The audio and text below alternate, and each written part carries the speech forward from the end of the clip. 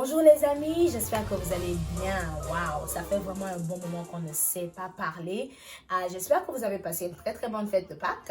Et heureusement que nous, on a passé un très bon moment dans la présence de Dieu. Et là, on est de retour avec Inspiration du jour.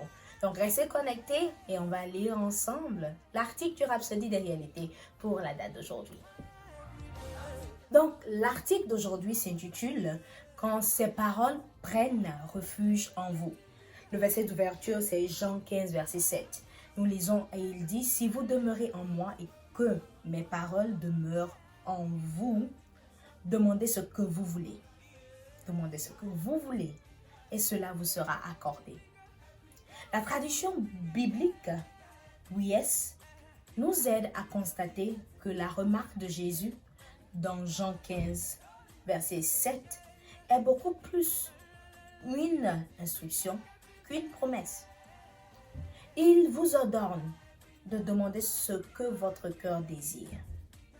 Il dit, si vous me tenez une vive communion avec moi et que mes paroles viennent se réfugier en vous, je vous ordonne de demander instantanément quelque chose que vous-même, tout ce que votre cœur désire, quelque chose pour vous-même, tout ce que votre cœur désire, et cela vous parviendra.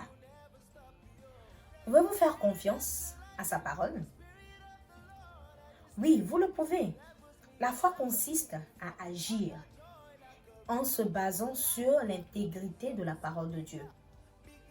En ces temps difficiles, vous pouvez compter sur la parole de Dieu. Il a dit, si vous demeurez en moi et que mes paroles demeurent en vous, demandez ce que vous voulez et cela vous sera fait pour vous. La parole juive intégrale l'exprime ainsi. Si vous restez unis avec moi, ayant mes paroles avec vous, alors demandez ce que vous voulez et cela s'accomplira pour vous. Tout ce qu'il faut, c'est de demeurer en lui et que ses paroles demeurent en vous. Les paroles de Christ ont-elles trouvé refuge en vous? Ou les mettez-vous de côté? Quand ces paroles trouvent refuge en vous, il n'y a que des bénédictions à tout bout de champ, uniquement des victoires, le succès illimité. Colossiens 3, verset 16 dit que la parole de Dieu habite en vous richement.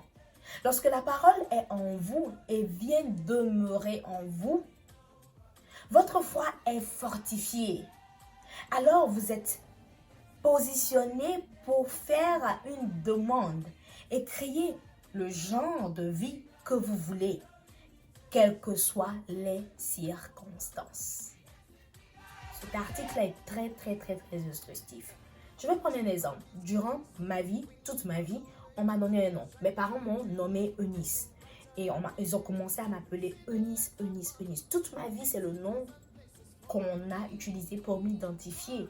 Et c'est le nom que j'ai entendu plusieurs fois et que maintenant, je reconnais comme étant part de ma vie et de ma personnalité. Ok? Disons que je sors et que quelqu'un m'appelle Sophie.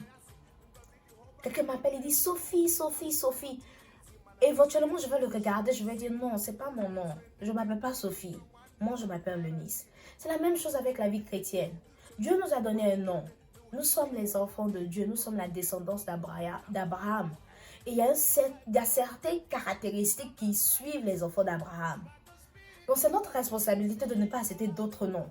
Si on t'appelle quelqu'un qui est pauvre, quelqu'un qui est malade, c'est pas ton nom, s'il te plaît. Les enfants d'Abraham, eux, ils n'ont même pas le droit d'être malades. Le jour où ils sont malades, ils doivent déclarer la parole de Dieu, commencer à agir comme Dieu a dit qu'ils doivent agir. Si vous vous rappelez bien la parabole du semeur, on dit que le semeur est allé, il a jeté de la semence, mais il y a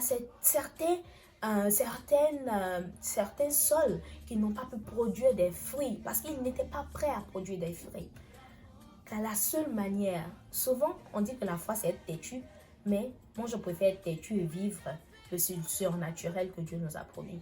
Donc aujourd'hui, refuse d'être appelé un autre nom, refuse de vivre et d'exécuter, d'agir en fonction d'un script qui ne t'a pas été donné. Seulement agis en fonction du script qui t'a été donné dans la parole de Dieu. Ce script-là nous dit aujourd'hui que si tu gardes les paroles de Dieu dans ton corps, tu peux lui demander n'importe quoi. Moi, je ne sais pas, mais moi, j'ai juste une parole que j'ai gardée dans mon cœur, c'est l'Éternel est mon berger, je ne manquerai de rien. Donc aujourd'hui, je te souhaite de passer une très très bonne journée dans le mois de la vérité. Et rappelle-toi, l'Éternel est ton berger, tu ne manqueras de rien. Bonne journée.